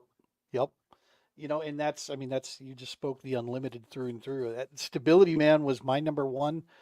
Coming from the boat world, sliding over to kayaks a few years ago, it was like I have so much muscle memory from the deck of my boat. I don't want to have to relearn a lot of this. So what gets me as close to that as possible, right? And It's standing in any kayak won't be the same as standing on a 96-inch beam, bass boat deck, but it's pretty damn close, right? I mean, it allows you to turn around, stand up, cast. A little bit of a new canoe commercial there as we get to know Jason. Really easy, stand, you can set the hook super hard. We'll move forward here. Water up at Water Valley. It's a private lake that not the general public's not allowed on, but they worked out a deal with CKB member anglers. So Colorado Kayak Bass members, they put on a special event there each year. You were at last tail there to the very end. What's it like fishing Water Valley, first off? Well, this is the second year I fished it. Last year I took third there. It's just a blast. Every cast you got a chance at a 19-inch fish or huge wipers. It's just a fun lake in general. They manage it really well. Jeff Caldwell's doing a great job there. Is there vegetation in this thing, or is it mainly just structure? Mostly structure from the areas I was fishing. Last year there seemed to be more vegetation. This year there wasn't a whole lot. At least. Chen, did you find where you were fishing? Were you in the weeds at all, man, or are you just playing the structure game like the other guys? I only had one bass come out of some weeds, but it was some dead, really shallow, not as it's kind of sparse, more sparse.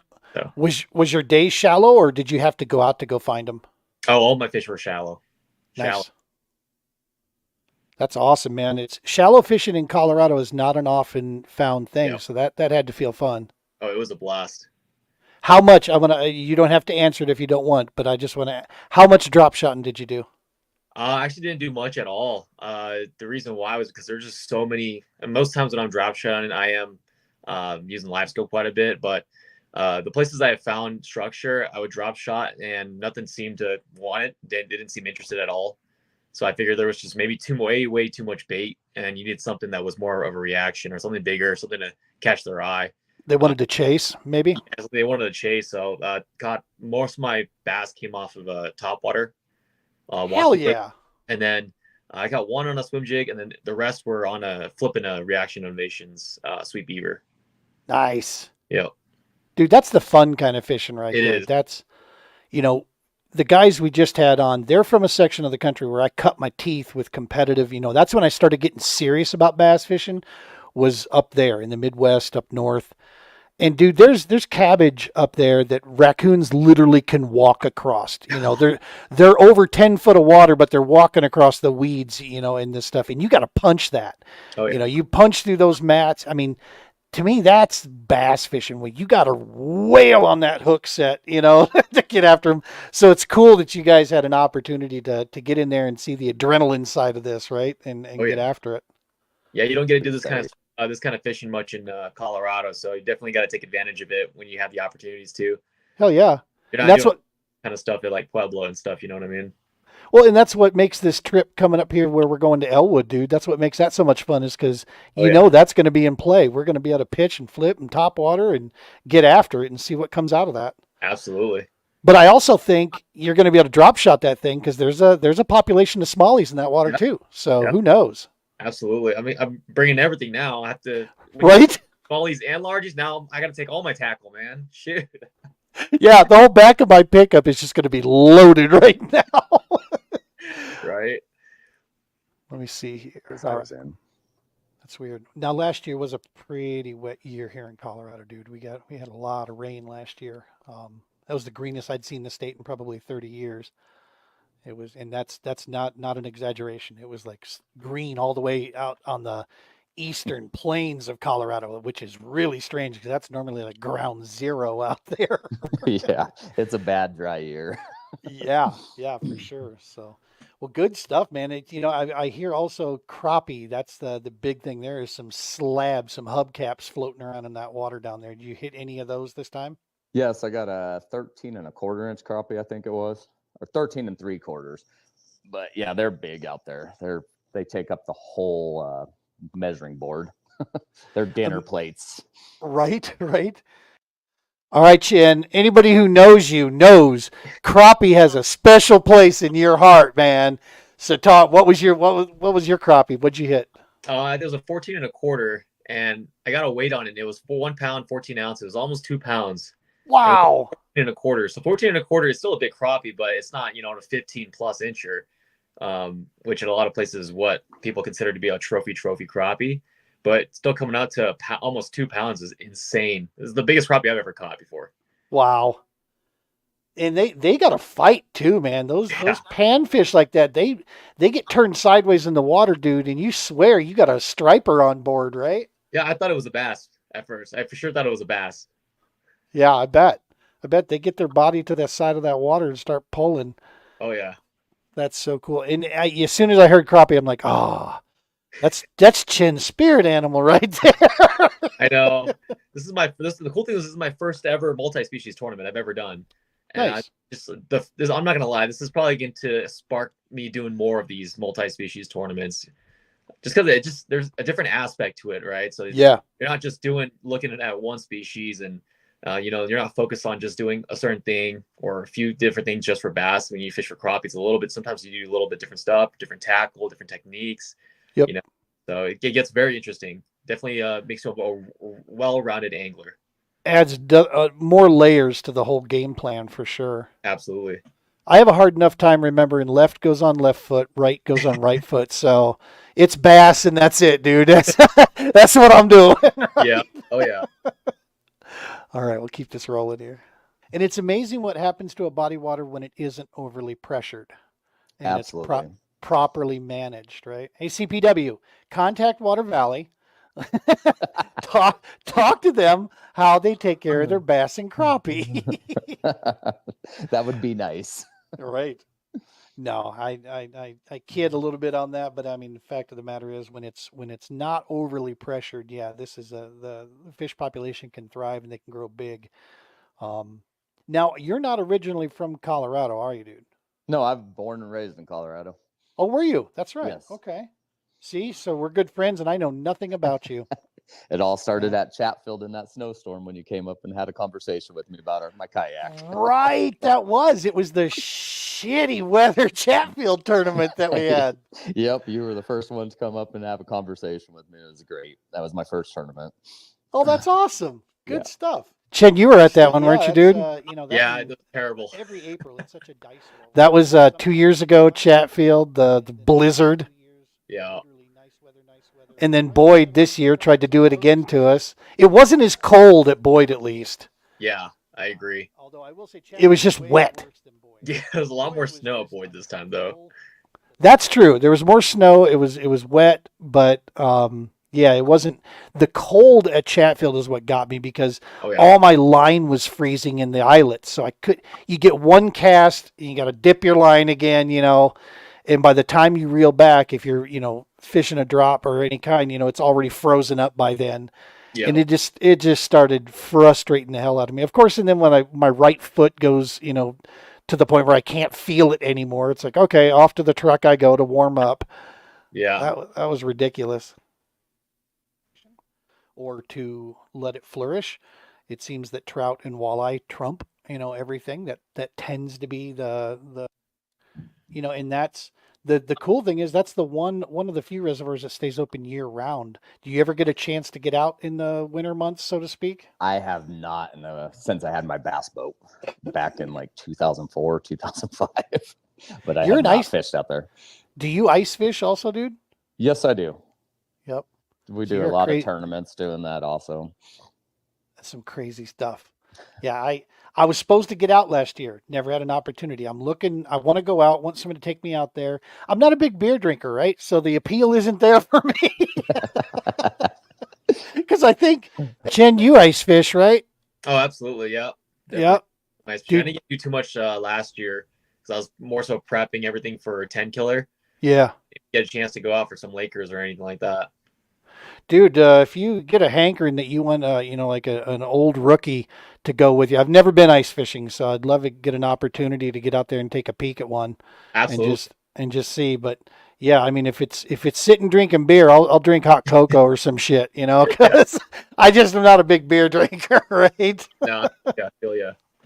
But yeah, that's something I want to go out and at least do it once. Colorado's tough though, dude, because we don't have very good ice for that. You got to get up in the mountains to get decent ice for that, right? Yeah, we got to get lucky with a few, like a week of just straight, teens and stuff like that, single digits, to get the metro area frozen enough to, for me to want to go on there comfortably. Right. Elvis wants to know, Gene Campbell, how have you never ice fished when you're from Minnesota? Because I was a cultured person from Minnesota. No, I moved away from Minnesota for a while, most of my life, and then when I came back, I was already in my 30s, actually closer to my 40s, and just ice fishing has never really appealed to me, dude. It just was never. I can't. I'll be honest with you.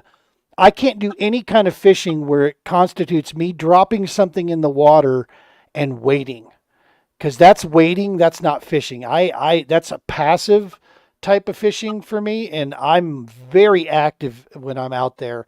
I have a hard time drop shotting. If you tell me I got to slow down to catch fish, I'll probably zero for the day. But because I like to actively go. I like to be on the hunt looking for them. So yeah, ice fishing just never fell. But as I get older, I want to experience, like Chen just said, I want to broaden my horizon a little bit and understand stuff. So, all right, let's get this thing rolling here. I moved it back so we could get some of what Jason was saying here. Half the time your beer's frozen like a slushy anyway. So right. Well, talk me through Water Valley this year, man. So no practice really on this body water. It's just basically show up and go, right? Is that correct? Yep. Yeah. So what was your day like, dude? Started out in the morning on the golf course side, throwing a black buzzbait made by Falcon Tackle, and I had a limit probably in the first 50 minutes. Wow, awesome. Straight buzzbait bite, and my biggest fish was 18. I think that was my second fish I caught. And then the bite completely died. So I went around the lake 2 or 3 different times, different areas. Couldn't get anything. Decided I'd go fish for crappie, try getting my crappie. Ended up with a 10-inch crappie on a tube, then 11-inch crappie on a tube. And I was like, that's good enough. Went bass fishing again between probably 9 and 12. Not even a single bite, except from catfish. Yeah, I caught 3 catfish. So is that kind of a mirror of what you found out there, Chen? I mean, he was throwing buzzbait. What were you throwing on top water? I was throwing a KBD Sexy Dog. Nice. That was actually the first time I've caught bass on that specific bait, because I have so many of the top water walking baits that it's like, I guess I'll try this one this time to see if it even works and how I like it. I actually been trying to find some more. I didn't realize, but a lot of the places are out of stock, Colin. So I'm like, shoot, where can I find some more? I did find one place. So I'm going to make an order tonight, probably to grab a couple more. Nice. That day was almost like identical to mine. First thing in the morning was key. I got my limit. The funny thing is I didn't know I had my limit. I catch my fish, take a photo, just throw it back, and I don't remember how many fish I actually have, because I don't submit any photos or anything like that until it's like the lull of the day. I'm not really catching fish, or I'm making making my way to another point or spot. Then I'll submit my fish on the way. But I had no idea I had a limit in the morning already, and I was still trying to fish for some largemouth. But yeah, definitely those first hours in the morning were key. I mean, not even the first hours, probably just the first hour or hour and a half actually in the morning was key. I think that goes for almost any tournament too, especially in Colorado. What time did you guys go lines in?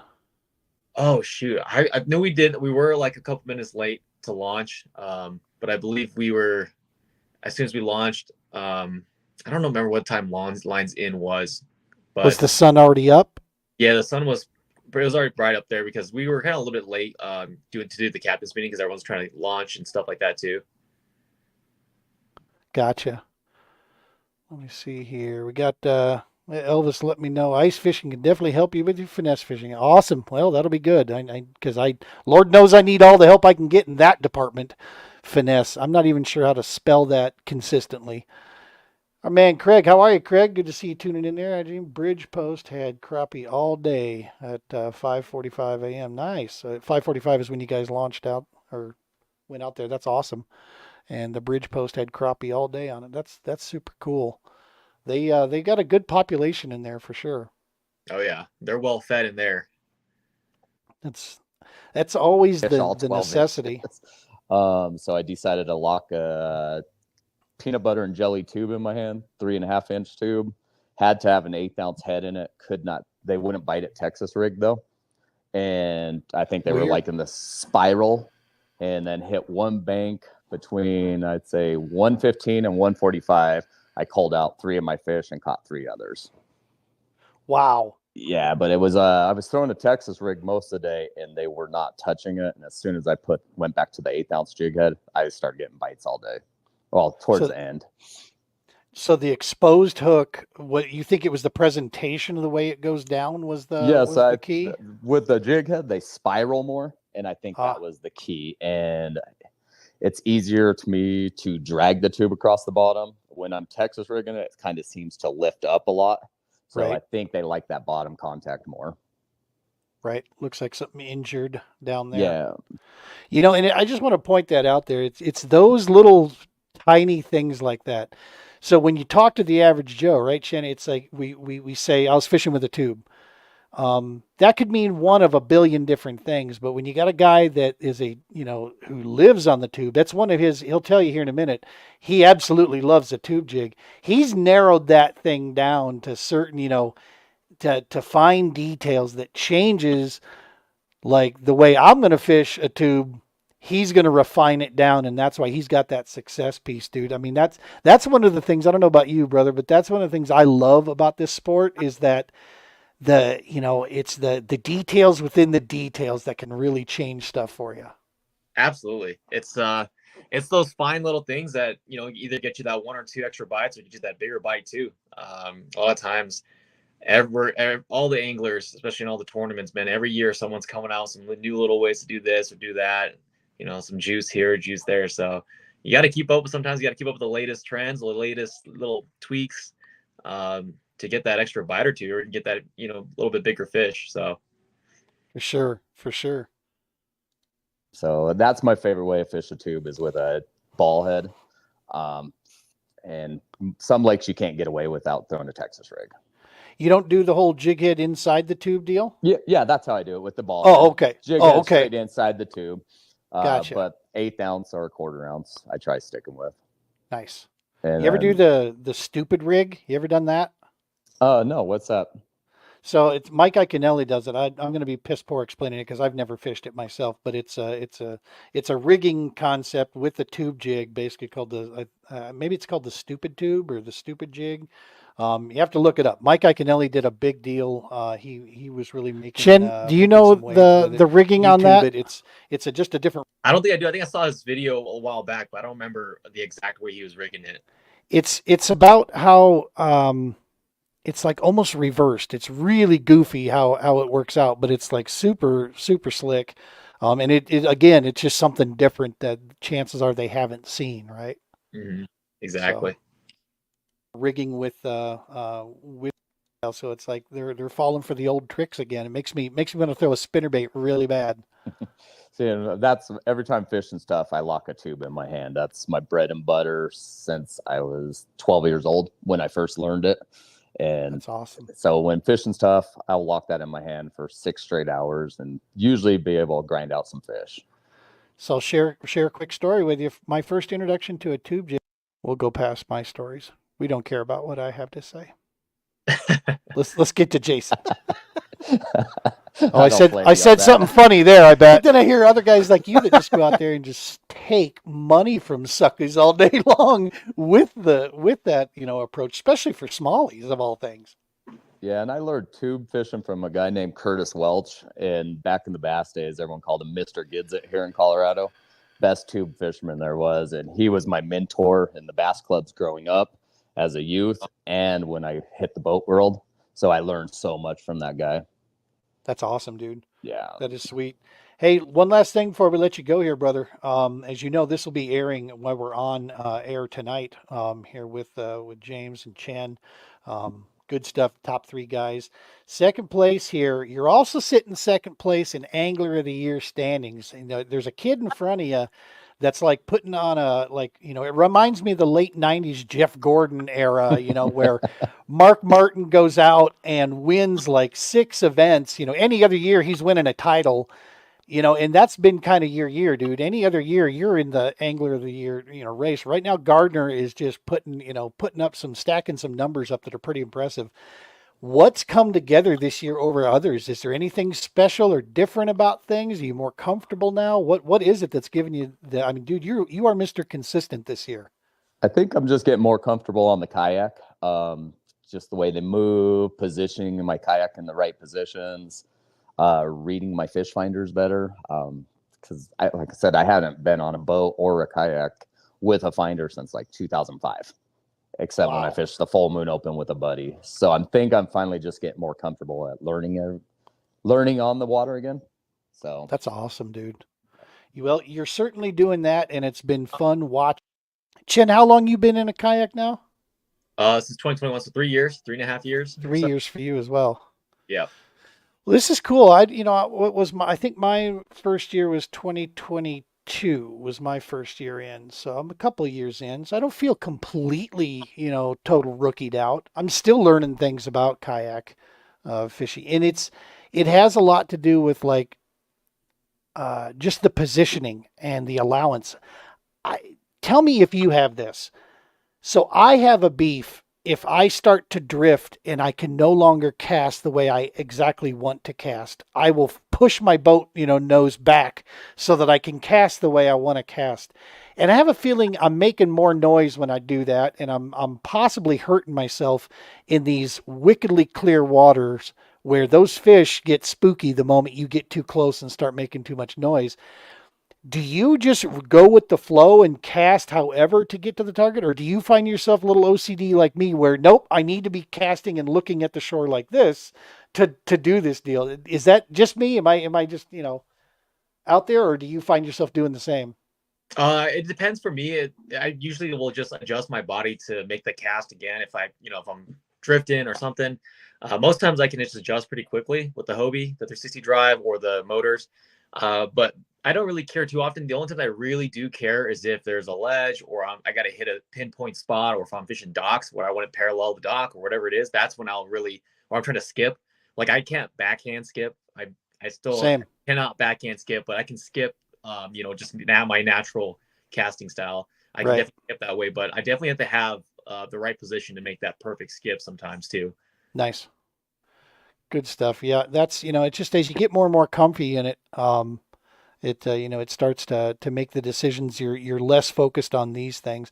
The hard part, though, I'll be honest with you, man, this last season really brought something into sharp contrast, and I remind myself every day when I heard about Alex Rojas and Trev Stuckey going in the water.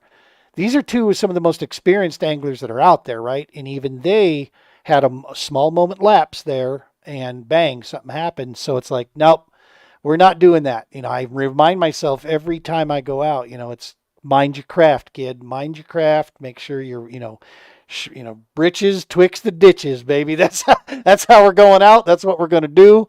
I mean, do you find yourself going down your checklist each time too? Yeah, I do a lot of checks and stuff like that too.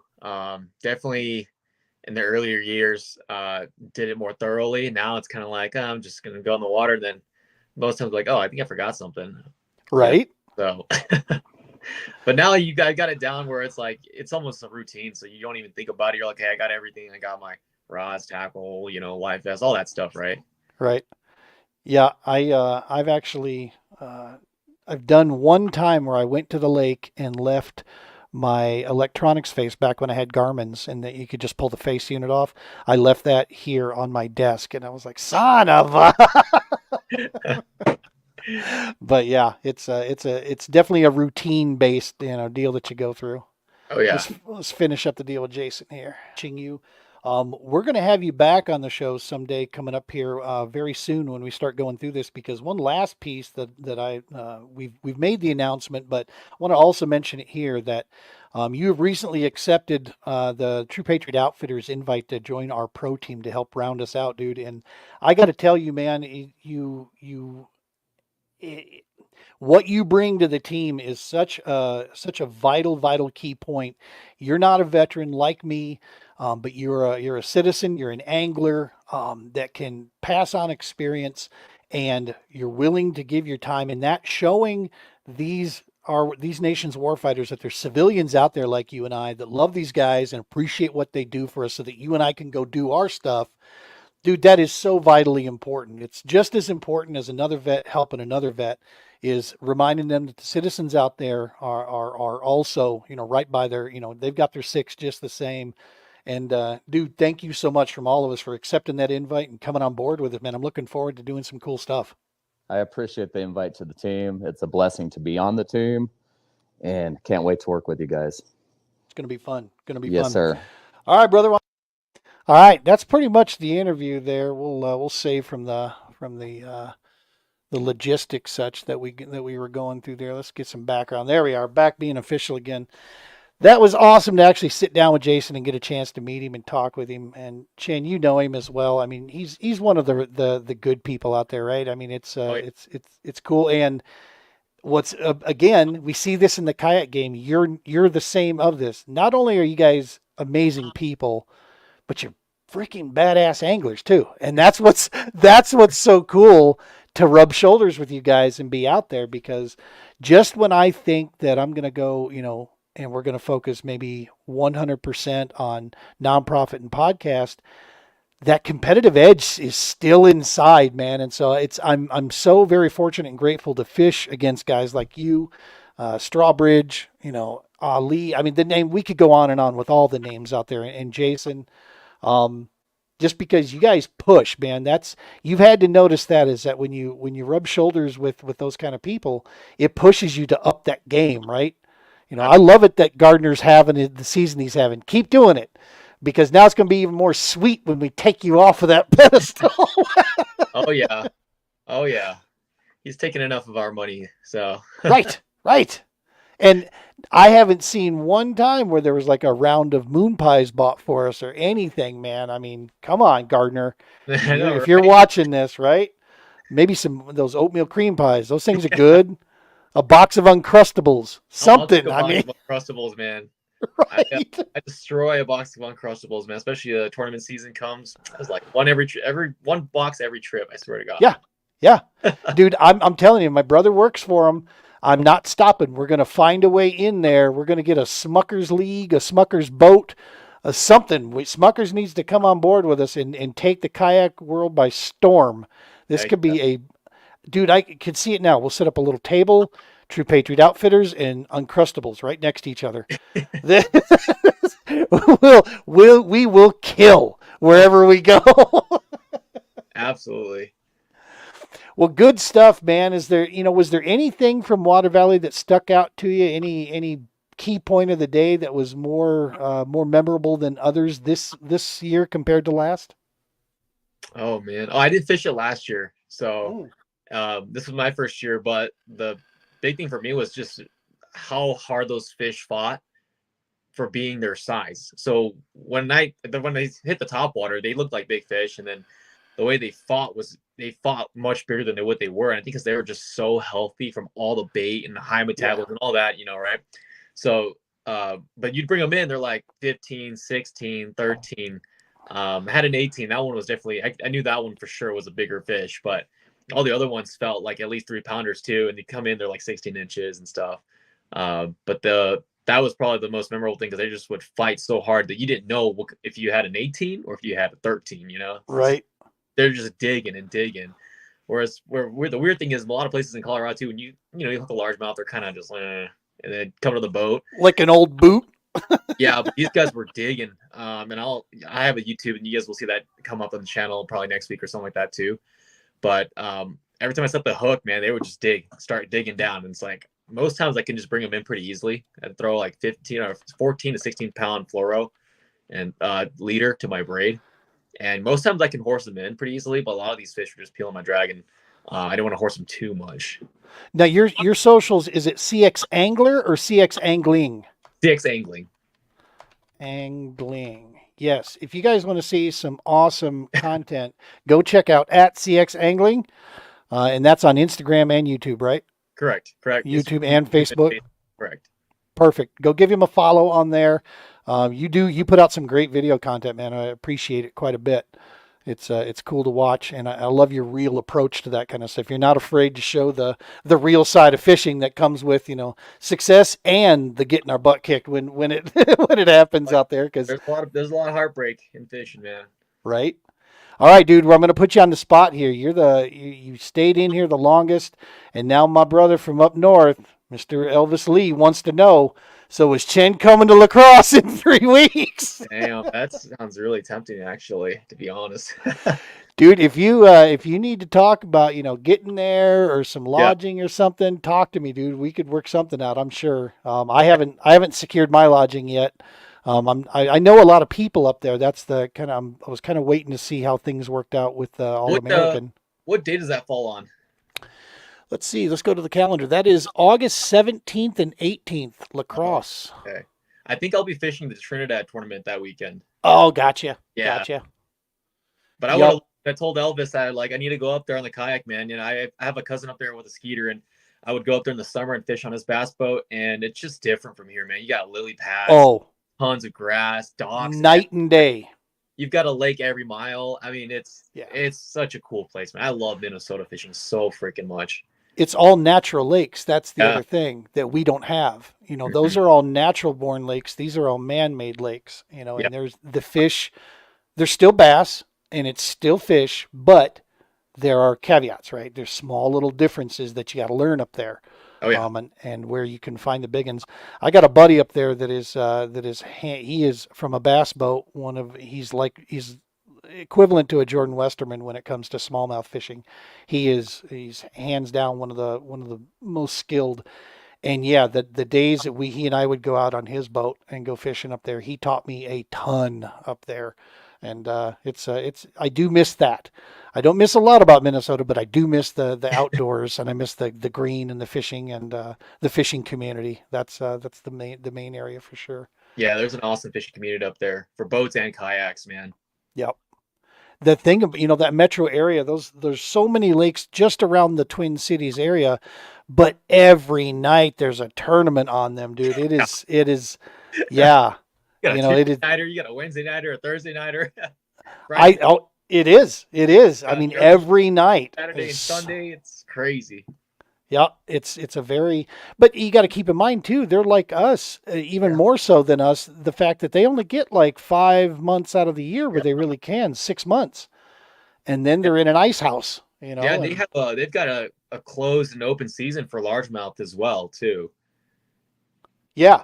Yeah, it's usually around Mother's Day. Yeah. Yep.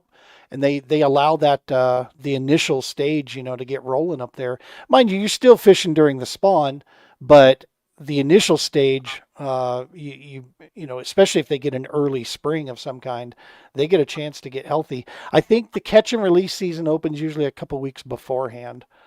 And Elvis just said this perfectly. Minnesota fishing made easy by just showing up with no pre-fishing and just go fishing. Yeah. I think we could all learn from that. Elvis is a big no pre-fishing guy, but it's true what he says is that it makes him so much better of an angler because he now has to make on-the-go decisions, right? And Elvis is an amazing angler. A super cool dude as well. I ran into him for the first time. We got a chance to chat at length at Okoboji, and so that was he and I were chatting out on the water there, and he was looking at me like I was on smoking the devil's lettuce where I was sitting. But the day before, I had landed on a pod of them out there, and he was working some dock lines and doing really well in the event. And I was sitting out here just dying on a vine because it's like, I know they're out here. God damn it. They shouldn't have been, but I found them there. Nice. And and so everything had pretty much left me at that point. For sure. Craig McMillan says, how about Olympic kayak fishing? Why not? Breakdancing's in, for the love of God. Really? I thought that was a joke. Someone told me that today, and I thought they were joking. No, I think it's real. I think breakdancing is now an official sport. Good night. What would the ancient Greeks and Romans think of that? Could you imagine what they'd be thinking? They see us on bass boats and fishing. Put some water in an arena. That'd be kind of funny. Surrounded by gators, Yeah. Oh, it's hilarious. Well, listen, Chen, I appreciate you hanging out with us, brother. This has been an extra long show, but it was worth every minute of it, having all of you guys on here to talk. Coming up is Elwood. I will see you there, man. Jason and I are staying in Lexington there, just about 15 minutes away from the lake. Be getting there on Thursday. and looking to just go fishing on that body of water. Got a couple days to kind of pick it apart a little bit. And yeah, I'm excited to go in there and help Nebraska with its numbers. But I wanted to tell Andy this: make no mistake, I'm looking to take one of your spots. Okay. Absolutely. Yeah, that's You know, my mindset on it as well. yeah, yeah. I love the fact that seeing the clubs work together to give another opportunity and another angler. You know, but again, that's the beauty of our sport is it's competition, man. We're here to get her done, and I'll represent Nebraska. Go Big Red. I don't know, you know whatever I got to do. Oh yeah. And everybody that's been following along with us here, we've had a great viewership tonight from YouTube and Facebook and all the areas. And you guys commenting out here. We thank you guys so very much. Let me see what we got there. Elvis saying, good luck to you guys. Thank you, Elvis. We appreciate it. And see me at lacrosse. Yes, you will, sir. And I can't wait to fish that one. I'll be working it. But just the guy holding the microphone and reading stuff that Josh hands me. He'll be the one judging it. But I'm looking forward to fishing that bad boy. We're gonna frog and jigging, baby. That's all we're doing. Frogging and jigging. We'll live and die by the sword right there. So, Chen, thank you so much, man. Always a pleasure having you on the show, man. Thank you. It's always a pleasure being here, Gene. I appreciate it. You bet, brother. We'll talk to you soon, and we'll see you in a couple days. Yeah, sounds good. All right, folks at home, if you're watching this live, thank you so very much. I don't have the words. We appreciate your hanging in with us for these long shows. If you're catching this in maybe 1 or 2 parts, however it is on recording, if you're listening to this just on the audio side, we seriously can't do this without you, and we are so very thankful for all the patronage you guys continue to show us at the Paddle and Fin, and of course at the True Patriot Outfitters. Don't forget, go check out truepatriotoutfitters.org if you're interested in finding ways to help us stay on track and stay on mission. Our objective is to get as many of our nation's warfighters out in kayaks and get them on trips, create memories for these guys, create bonding, and let the healing begin out there, and ending and doing our part to contribute towards ending veteran suicide. They fought for us overseas. We don't want them losing the fight when they get home. And quite frankly, they deserve to learn the healing powers of the outdoors, man. And that's where you guys come into play. Spread the word about us. Talk to folks about us, especially those folks that work at big companies that would like to get behind us and help keep us on the road for years to come. We would appreciate that. As always, folks, likes, subscribes, the whole shebang. That's how we get her done here. Tight lines. Be safe.